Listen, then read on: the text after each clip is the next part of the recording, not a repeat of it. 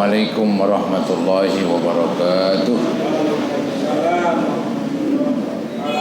Alhamdulillah, wassalatu wassalamu ala ashrafi khalqillah Sayyidina Muhammad ibn Abdullah wa ala alihi wa ashabihi wa man tabi'ahu wa nasarahu wa wala wa la hawla wa la quwata illa billah, amma ba'd. Hadirin jamaah Haji Salim Musalla Sa'adatil Muta'alimin yang saya muliakan, khususnya para pengurus, juga para tokoh masyarakat, para hujjaj, dan juga remaja sekalian. Syukur alhamdulillah pada malam hari ini sebagaimana biasa di malam Rabu antara maghrib dan isya kita isi dengan menghadiri pengajian. Mudah-mudahan kehadiran kita tidak disia-siakan oleh Allah. Mudah-mudahan Allah berkenan melimpahkan kepada kita limpahan dan balasan pahala yang sebesar-besarnya. Dan semoga dengan kemurahan Allah diampuni kekurangan, kesalahan, dan dosa-dosa kita. Amin ya rabbal alamin. Hadirin, melanjutkan bahasan yang lalu, yaitu masalah menjaga rahasia. Jadi yang namanya rahasia ya dirahasiakan begitu. Bila mana kita membeberkan rahasia tersebut, berarti kita telah menyalahi perjanjian. Walaupun memang perjanjiannya tidak tertulis, tapi otomatis dong ya, setiap rahasia ya dirahasiakan. Kalau dibongkar, disampaikan kepada orang lain, sudah berubah, bukan rahasia lagi. Jadi menjaga rahasia termasuk amanat ya. Maka dari itu di dalam Islam diperintahkan kita untuk menjaga rahasia, khususnya rahasia di ranjang kasarnya. Itu memang pantangan banget itu ya. Karena itu rahasia suami istri, nggak boleh dibocorkan kepada orang lain. Nah, penjelasan yang dulu itu belum selesai, yang membahas tentang bagaimana Nabi pernah membisikkan putrinya Fatimah suatu bisikan ya. Bisikan pertama ya, membuat Fatimah menjadi ya nangis dan sedih begitu. Kemudian Nabi bisikin lagi yang kedua, tapi Fatimah justru girang. Ketika didesak oleh Aisyah istri Nabi, tadi apaan tuh yang diomongin? Kata Fatimah, itu rahasia ya. Nah, ini saya jelaskan dengan singkat ya. Jadi ini hadis dari Aisyah. Berkata Aisyah, kunna azwajun Nabi sallallahu alaihi wasallam. Kami istri-istri Nabi indahu, bersama Nabi. Fa aqbalat Fatimatu radhiyallahu anha tamshi ma tukhti'u misyatuha min misyati Rasulillah sallallahu alaihi wasallam syai'an. Maka datanglah Fatimah dengan berjalan, dan jalannya tidak beda dengan jalannya Nabi. Langkah Fatimah tidak beda dengan langkah Nabi Muhammad sallallahu alaihi wasallam sedikit pun. Ya maklum ya, Fatimah ini kan anak Nabi, putri Nabi, wajarlah banyak persamaan. Itu enggak siapa lah ya. Banyak persamaan antara orang tua dengan anak. Nah, tatkala Fatimah datang ya, Nabi lihat, dikatakan falamma ra'aha rahaba biha. Tatkala Nabi melihat Fatimah datang, Nabi menyambutnya. Wa qala marhaban bibnati. Kata Nabi, selamat datang wahai putriku. Tsumma ajlasaha an yaminihi au an shimalihi. Kemudian Nabi suruh duduk Fatimah itu ya. Ada dua riwayat, ada yang mengatakan Fatimah duduk di sebelah kanan Nabi, ada riwayat mengatakan Fatimah duduk di sebelah kiri Nabi, sama aja ya. Nah, setelah Fatimah duduk di sisi Nabi ya, maka Nabi mulai bisikin summa sarroha. Kemudian Nabi membisiki Fatimah. Fabakat bukaan syadida. Maka mati Fatimah menangis dengan nangis yang keras begitu. Falamma ra'a jazaaha, tatkala Nabi melihat bahwa Fatimah sedih menangis tadi, maka Nabi bisikin lagi, sarrohasaniyah, Nabi bisikin yang kedua. Setelah dibisikin yang kedua, Fatimah ketawa, fatwahikat katanya. Nah, itulah yang membingungkan para istri-istri Nabi yang melihat bagaimana Fatimah mula-mula nangis, entar yang kedua girang. Ini kan bertolak belakang. Ini ada yang aneh ini bisikan, begitu ya.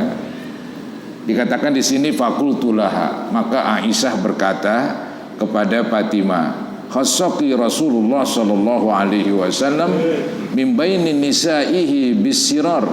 Wahai Fatimah, Nabi telah mengkhususkan engkau di antara istri-istrinya, di antara para perempuan. Nabi mengkhususkan engkau dengan tadi membisikkan. Tsumma anti tabqin, kemudian tadi saya lihat ketika kamu dibisikin kamu nangis begitu. Nah, sampai omongan di situ Nabi kemudian bangun dari perkumpulan pada waktu itu ya. Di situ kan perkumpulan istri Nabi, dan di situ datang putri Nabi yaitu Fatimah. Nah, diceritakan falamma qama Rasulullah sallallahu alaihi wasallam, maka tatkala Nabi bangun, si Aisyah ini bertanya lagi. Maksudnya Aisyah ini agak mendesak ya. Dikatakan sa'alatha, sa'altuha ya. Maka di sini dijelaskan ya, Aisyah berkata, saya bertanya kepada Fatimah, maqala laki Rasulullah sallallahu alaihi wasallam, apa yang diucapkan tadi oleh Nabi kepada engkau? Berkata Fatimah, qalat ma kuntu li ufsiya ala Rasulillah sallallahu alaihi wasallam sirrahu. Kata Fatimah, saya enggak bisa buka rahasia Nabi. Inilah yang jadi judul kita ya, menjaga rahasia. Jadi bisikan, sesuatu yang dibisikin biasanya kan sesuatu rahasia. Nah, yang dibisikin wajarlah menjaga rahasia ini. Maka Aisyah istri Nabi, padahal Aisyah bertanya kepada Fatimah, tadi apa yang dibisikin? Kata Fatimah, ini rahasia gitu ya. Saya enggak maulah membongkar rahasia Nabi. Cerita singkatnya ya, cerita singkatnya ini Nabi wafat nih, udah sekian tahun Nabi wafat dah. Falamma tuwfiya Rasulullah sallallahu alaihi wasallam, tatkala Nabi sudah wafat ya, Aisyah desak lagi ya, dulu mungkin ada Nabi itu masih rahasia, sekarang Nabi udah wafat masih rahasia juga kan begitu. Maka Aisyah di sini mendesak ya, dikatakan azamtu alaiki bimali alaiki minal haq. Artinya kata Aisyah, saya bersumpah ya, saya bersumpah bahwa saya ini kan punya kedudukan. Aisyah punya kedudukan. Apa kedudukannya? Beliau adalah istri Nabi, dijulukin Ummul Mukminin. Dijulukin tuh para istri Nabi ya, dijulukin ibu orang-orang yang beriman. Maka orang Islam pada masa itu hormat banget dengan istri-istri Nabi ketika Nabi sudah wafat, karena mereka mendapat kedudukan tersendiri, disebut Ummul Mukminin, ibu orang-orang yang beriman. Nah, ini dipakai nih sama Aisyah. Kata Aisyah, wahai Fatimah, saya bersumpah demi kedudukanku katanya sebagai Ummul Mukminin. Berarti juga Fatimah memanggil Aisyah ya ibu beneran ya. Ya walaupun ibu tiri. Kemudian dikatakan azamtu alaiki bimali alaiki minal haq lamma haddatsini, maukah engkau kabarkan kepada saya ya, maukah kamu kabarkan kepada saya dulu tuh yang Nabi bisikin apa sih, aneh banget kok kelihatannya ya. Nabi bisikin pertama kamu nangis, Nabi bisikin kedua kamu girang, Ini aneh ini. Ya, maka Aisyah nagih ini setelah Nabi meninggal. Dikatakan, ya, lamma haddastini ma qala laki Rasulullah sallallahu alaihi wasallam. Maukah engkau wahai Fatimah, ya, mengkabarkan kepada saya apa yang diucapkan kepada engkau oleh Nabi Muhammad sallallahu alaihi wasallam? Fatimah menjawab, faqalat ammal an, adapun sekarang pana'am. Adapun sekarang maka iya, saya akan bilangin kamu. Dulu di masa Nabi saya enggak beranilah ngomong gitu. Sekarang Nabi sudah wafat.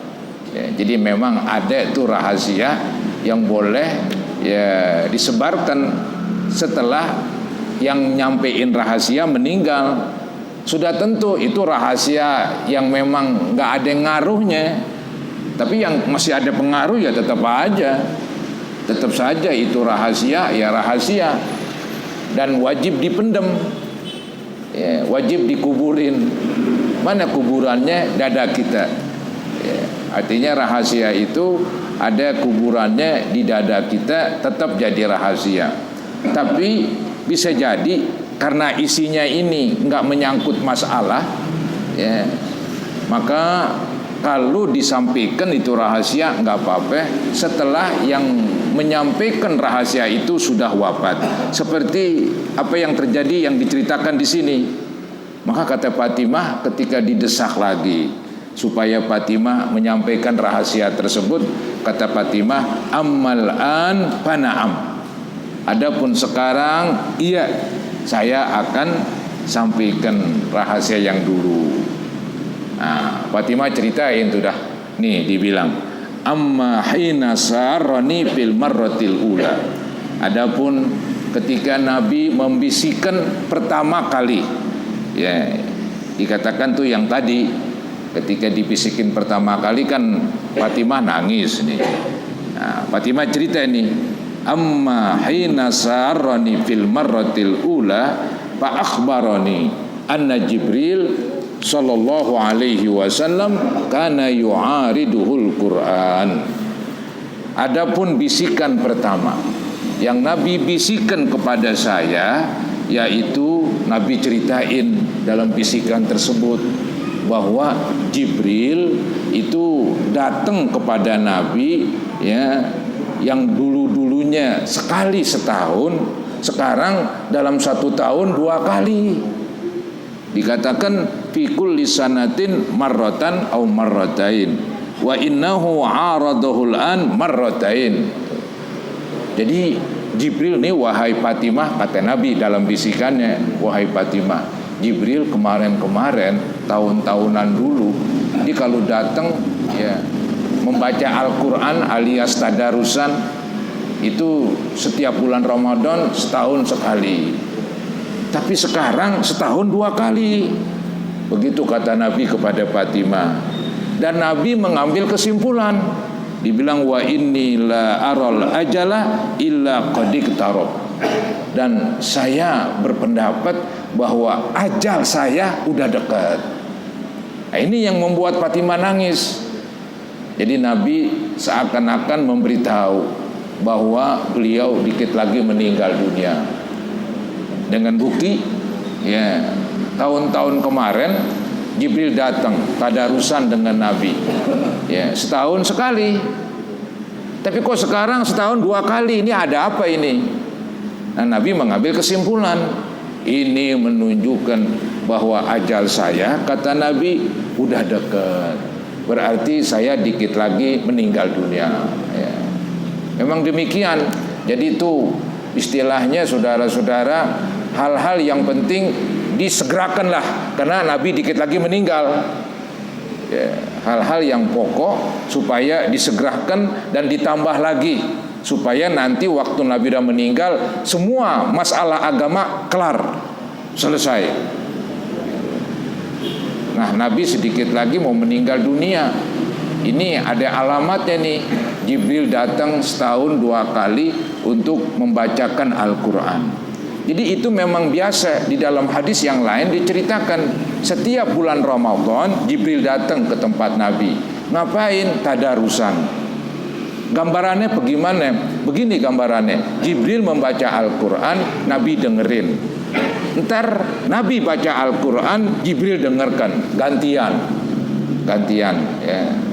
Jadi semacam ya untuk mengingatkan supaya mantep bacaan Al-Quran, supaya wahyu tambah lengket ya, tambah lengket. Wahyu yang sudah ada ya, wahyu yang sudah turun itu diulangin oleh Jibril, Nabi dengarkan.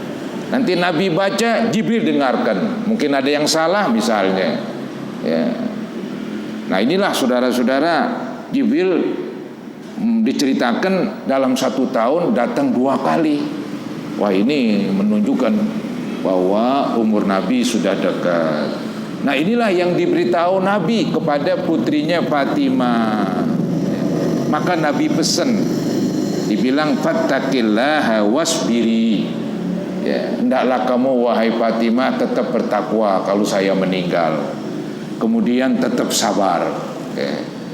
Kan bisa jadi namanya orang perempuan di negeri Arab lebih-lebih itu mereka mengenal ada adat meratap ya, meratap menangis dengan kuat ya, karena ada seseorang yang dicintai meninggal dunia. Maka dalam Islam tuh nggak boleh meratap ya. Perempuan itu kan perasaannya halus ya. Jadi Nabi pesenin itu ya, Jibril sudah datang 2 kali dalam 1 tahun. Saya berkesimpulan bahwa umur saya dikit lagi habis ya, saya akan meninggal. Maka dari itu saya pesan kepada kamu wahai Fatimah supaya tetap bertakwa kepada Allah dan tetap sabar ya. Walaupun saya sudah meninggal, tetap bertakwa dan sabar. Fa innahu ni'mas salafu ana laki. Sesungguhnya sebaik-baik orang yang mendahului kamu adalah saya. Kata Nabi, kalau saya meninggal duluan itu membawa kebaikan ya. Kalau saya meninggal duluan membawa kebaikan bagi kamu wahai Fatimah ya. Ya bisa digambarkan begini, kalau kita mau rombongan mau berangkat ke suatu kota ya, ke suatu daerah begitu. Nah ada satu orang yang jalan duluan. Nah pasti dia jalan duluan menyiapkan segala hal-hal yang nanti kita akan ya hadapi atau kita akan rasakan begitu. Entah itu menyiapkan hotelnya, menyiapkan kendaraannya. Nah itu kan enak ya. Kalau kita berangkat beramai-ramai, udah ada yang jalan duluan, udah ngatur semua itu seorang yang udah menyiapkan sebelum kita datang. Nah begitulah gambarannya. Nabi meninggal duluan dari Fatimah ya. Kata Nabi, wahai Fatimah, saya ini meninggal duluan berarti sebaik-baik orang yang mendahului kamu. Itu jadi membawa kebaikan buat kamu ya. Tapi tetap saja Fatimah ini menangis. Maka diceritakan babakaitu buka illadzi ra'aiti. Maka Aisyah kan melihat saya waktu itu, saya menangis karena saya sedih lantaran Nabi memberitahu bahwa beliau sedikit lagi meninggal. Itulah sebabnya saya menangis ya. Baru dah Aisyah tahu, oh begitu. Jadi waktu kamu dibisikin sama Nabi, habis dibisikin kamu nangis jengker, gitulah bahasa kampungnya ya. Berarti Nabi beritahu bahwa ajalnya sedikit lagi sampai. Oh kalau begitu ya dah saya paham. Nah kalau yang kedua bagaimana? Kok kamu habis dibisikin yang pertama nangis, ya nangis wajar lah. Karena Nabi memberitahu kamu beliau akan meninggal dunia begitu. Itu yang kedua bagaimana itu ceritanya? Kok bisa jadi ketawa begitu? Maka di sini diceritakan ya. Diceritakan falamma ra'a jazai saranis saniyah. Maka tatkala Nabi melihat saya menangis ya dengan keras begitu, maka Nabi membisikkan saya yang kedua. Faqala. Nah, bisikan kedua ini kan membuat Fatimah ketawa. Yang membuat istri-istri Nabi pada waktu itu jadi bikin bingung, habis nangis ketawa begitu. Faqala ya Fatimatu amma tardoina antakuni sayyidata nisa'il mu'minin au sayyidata nisa'i hadhil ummah. Nabi membisikkan kepada Fatimah, wahai Fatimah, tidakkah kamu senang ya, tidakkah kamu senang kamu menjadi wanita termulia dari perempuan-perempuan yang beriman, dari perempuan-perempuan umat Islam. Tidakkah kamu senang nanti kamu di akhirat menjadi perempuan yang termulia? Wah, itulah yang membuat Fatimah girang. Hebat sekali. Nabi udah memberitahu kedudukan Fatimah di akhirat. Dia menjadi perempuan yang terhormat di kalangan umat Nabi Muhammad SAW. Emang ada perempuan lagi yang hebat seperti Maryam, ibu daripada Aisyah, ibu daripada Nabi Isa. Ada lagi perempuan yang hebat, yaitu istri Fir'aun yang beriman kepada Nabi Musa. Jadi ada beberapa perempuan-perempuan yang mempunyai kelebihan. Nah, di antaranya yaitu Fatimah. Nabi beritahu bahwa beliau Fatimah ini menjadi perempuan termulia di kalangan umat Islam. Maka kata Fatimah, padahiktu dhahikil ladzi ra'aiti, maka saya tertawa dengan tertawa yang kamu lihat tuh wahai Aisyah, begitu. Aisyah paling anggut-anggut dah. Oh, begitu maksudnya. Jadi bisikan pertama Fatimah nangis, bisikan kedua Fatimah tertawa. Kalau yang pertama nangis karena Nabi beritahu dia sedikit lagi meninggal. Kalau yang kedua Nabi memberitahu bahwa Fatimah menjadi wanita termulia di kalangan wanita-wanita umat Islam. Hadis riwayat Bukhari Muslim. Begitulah saudara-saudara. Jadi kalau Nabi dah meninggal, kayaknya ini nggak ada masalah, karena nggak menyangkut ya hal-hal yang buruk lah. Ya, Nabi udah meninggal, bagaimana lagi? Dulu kan Nabi masih hidup. Kalau Fatimah beritahu, ntar semuanya pada nangis lagi.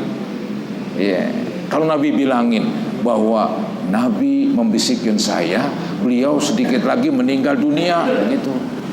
Ntar istri-istri Nabi yang lain ya nangis semua. Ya, maka itu rahasia. Begitulah pinternya Fatimah merahasiakan.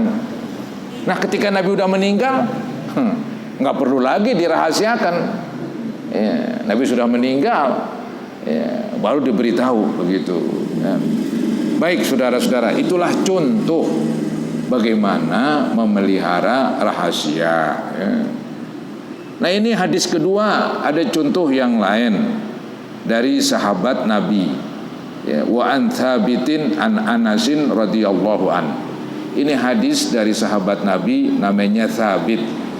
Ini Thabit, ya, dia dapat cerita hadis dari Anas radhiyallahu an. Qala, berkata Anas, ata alayya Rasulullah sallallahu alaihi wasallam.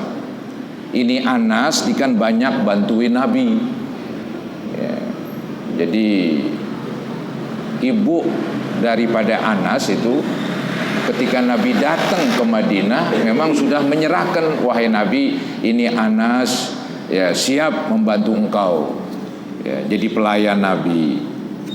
Nah, ketika Anas sedang bermain dengan anak-anak, Nabi datang. Nih, ata alayya Rasulullah sallallahu alaihi wasallam.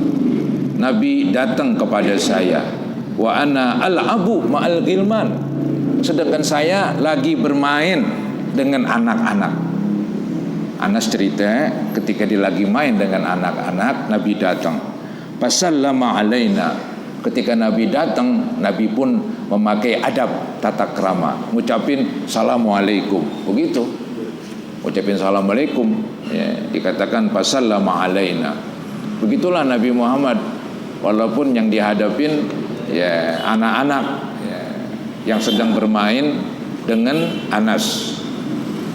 Setelah Nabi salam, ya Nabi menyampaikanlah keinginan beliau. Maka dikatakan di sini, diceritakan di dalam hadis, faba'atsani fi hajatin. Nabi memberitahu kepada saya bahwa saya, kata Anas, disuruh untuk melaksanakan suatu keperluan, suatu hajat, suatu keperluan. Ya. Artinya nih Nabi menyuruh Anas untuk apa? Nggak dibilangin, ini rahasia soalnya. Mungkin Nabi mengatakan begitu, wahai Anas, ini rahasia, kamu silakan pergi, ya ke sana misalnya. Anas langsung melaksanakan, ya, melaksanakan. Karena ini Anas melaksanakan suatu ya keperluan Nabi, ya, akhirnya pulang ke rumah terlambat. Dikatakan fa'abta'tu ala ummi, maka saya terlambat pulang nemuin ibu, katanya. Falamma ji'tu, tatkala saya pulang datang, maka ibu langsung bertanya, Nyanya Anas bertanya, qalat ma habasaka, wahai Anas, apa sih yang membuat kamu terlambat? Apa yang membuat kamu tertahan? Tertahan, biasanya kamu udah pulang, kok ini sekarang terlambat dan baru pulang? Ini apa ini yang mencegah? Apa ini yang menahan? Apa kata Anas? Qultu ba'atsani Rasulullah sallallahu alaihi wasallam lihajatin. Wahai ibu, Nabi menyuruh saya pergi untuk suatu keperluan. Ya. Jadi saya terlambat dah pulang. Tadi Nabi suruh dulu untuk satu keperluan, suatu hajat. Ibu bertanya lagi, faqalat ma hajatuhu, apa sih keperluan Nabi kepada engkau sehingga engkau disuruh ke sana begitu. Kemudian si Anas ya menjawab pertanyaan ibunya, qultu innaha sirrun, wahai ibu, itu rahasia. Sama ibunya juga dia nggak sampein karena ini rahasia ya. Jadi Anas disuruh untuk suatu keperluan, akibatnya kan terlambat pulang. Ibunya bertanya, kenapa terlambat? Oh tadi disuruh sama Nabi. Disuruh apaan? Wahai ibu, ini rahasia. Walaupun ibunya ya, innaha sirrun. Nah ibu ini ngerti, ini nggak mendesak.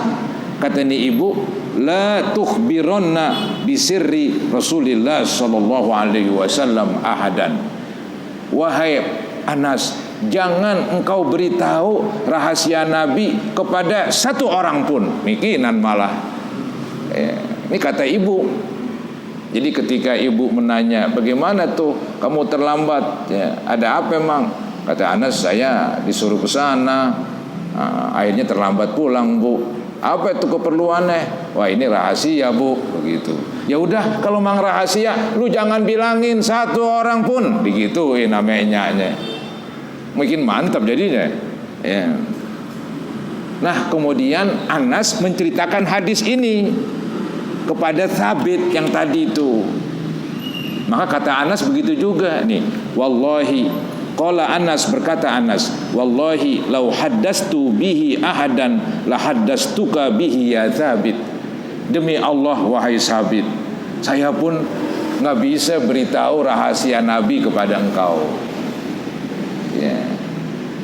Saya nggak bisa beritahu rahasia Nabi kepada engkau. Kalau emang udah boleh itu rahasia saya sampaikan, wah pasti saya sampaikan kepada kamu. Dan pasti saya sampaikan kepada Nabi, kepada istri, kepada ibu yang bertanya kepada saya tentang apa itu rahasia Nabi. Kan saya nggak bilangin. Nah kalau sama ibu saya nggak bilangin, sama kamu wahai Sabit saya nggak bilangin juga. Begitulah contoh menjaga rahasia. Ya. Dan semuanya pada ngerti. Ini yang hebat, semuanya pada ngerti. Enggak desek-desek begitu, enggak ngamuk begitu, enggak ngancem. Kali juga ngancem, kalau enggak beritahu awas loh. Dia ngancem malah. Kagak, nggak ada yang ngancem. Ya, ibunya Anas nggak ngancem, malah mengatakan ya sudah Anas, kalau memang itu rahasia, satu orang pun jangan diberitahu. Ya, Anas kepada temannya Sabit mengatakan begitu juga, wahai Sabit, saya nggak bisa ini rahasia saya beritahu kepada kamu. Hadis riwayat Imam Muslim. Jadi saudara-saudara, begitulah ya orang-orang di masa Nabi, cakep-cakep perilakunya, jujur, tegas, ya, nggak mau membongkar rahasia orang. Memang di dalam hadis itu ada hadis mengatakan man satara musliman satarahullahu lahu yaumal qiyamah. Siapa yang menutupi orang Islam, maka nanti Allah tutupin lagi dia. Menutupi apa? Ya diantaranya menutupi aib misalnya. Ya, itu kan semacam rahasia aib seseorang, masih kita bongkar. Udahlah yang tahu saya aja, begitu. Saya diam aja demi menjaga keadaan itu orang yang saya tahu rahasianya. Apalagi orang tersebut ya berbuat baik, sudah sadar, bertobat, begitu. Kenapa mesti saya bongkar-bongkar? Ya, saya simpan rahasia tersebut. Ya. Nah kalau begitu nanti di akhirat orang yang menjaga aib seseorang tidak dibeberkan, maka Allah akan tutupi lagi dosanya. Allah akan tutupi lagi aibnya. Lebih-lebih di akhirat Allah nggak bongkar, Allah nggak tuntut, dan Allah nggak hukum, karena dia dulu menutupi kejelekan dan aib orang lain. Itu pun termasuk menjaga rahasia seseorang. Ya. Baik saudara-saudara, selesailah bab hifzus sir, mengenai menjaga rahasia. Sekarang judul baru, yaitu babul wafa bil ahdi wa injazil wa'ad. Bab ini menerangkan tentang menepati janji, ya, menepati janji. Ada persamaan dengan tadi menjaga rahasia. Itu kan menjaga rahasia berarti kan ada semacam perjanjian yang saya bilang. Yang disampaikan rahasia harus menepati janji. Apa itu ditepati janjinya? Ya dirahasiakan terus. Ya. Jadi menjaga rahasia bagian daripada menepati janji. Walaupun yang namanya janji kan banyak. Ya. Janji-janji harus ditepati. Itulah potret orang Islam yang baik. Maka di sini Imam Nawawi membuat judul Babul Wafa bil Ahdi. Bab ini menerangkan tentang menepati janji. Wa injazil wa'ad, dan melaksanakan janji. Ya. Bisa jadi dia janjiin nanti kalau dapat ini saya akan bagi kamu, begitu kan? Tepatinlah. Jangan asal janji doang tapi nggak ditepatin. Ya, itu jelek itu. Nanti diterangkan itu ciri-ciri orang munafik itu. Ya, idza wa'ada kadzaba. Orang munafik di zaman Nabi kalau janji tidak ditepati. Ya. Maka disuruhlah di dalam agama Islam menjadi muslim yang baik, yaitu muslim yang menepati janji. Kalau kita nggak bisa menepati janji, jangan bikin itu perjanjian. Kan begitu. Jadi sebelum kita berbuat janji, sebelum kita membuat perjanjian, kita harus pikir-pikir dahulu. Saya bisa tepatin apa enggak? Jangan asal ceplos, asal ngomong janji di sono, janji di sini, janji di situ, satu pun tidak dipenuhin. Itu kan jelek kalau begitu. Terlalu mudah menjanjikan kepada orang. Yang enak tuh sesuatu kita beri tanpa janji. Ya, itu lebih bagus sekali daripada kamu janjiin tapi kamu tidak tepati. Ya.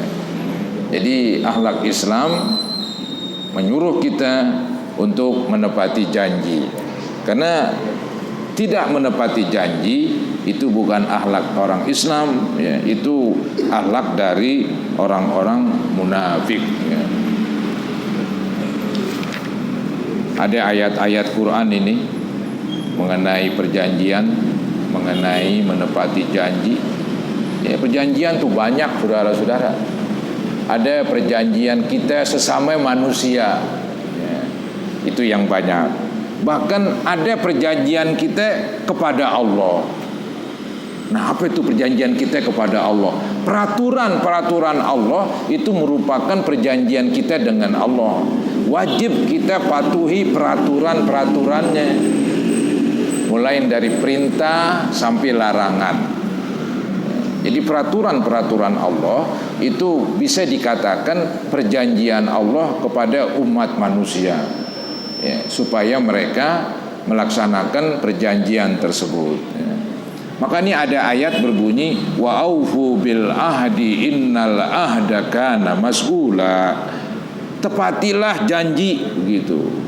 Sesungguhnya janji itu diminta pertanggungan jawabnya nanti di akhirat, ya.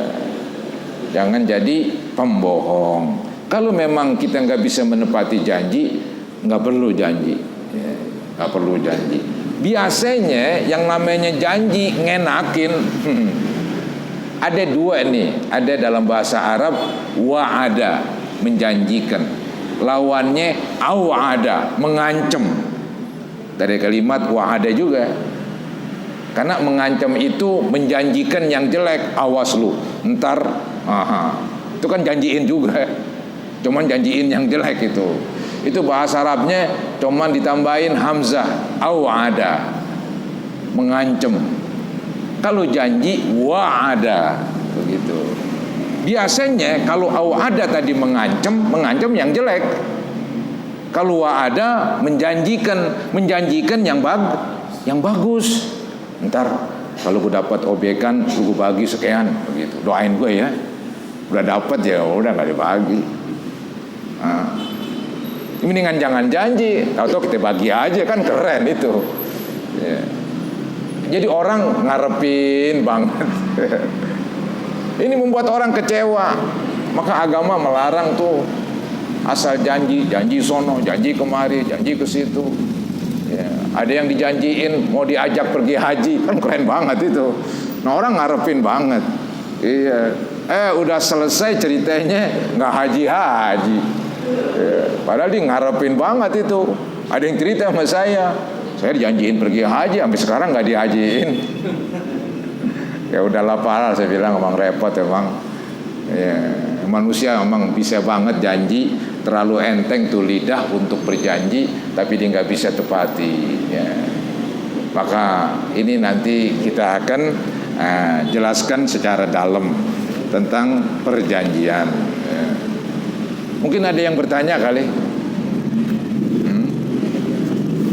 Ada yang bertanya?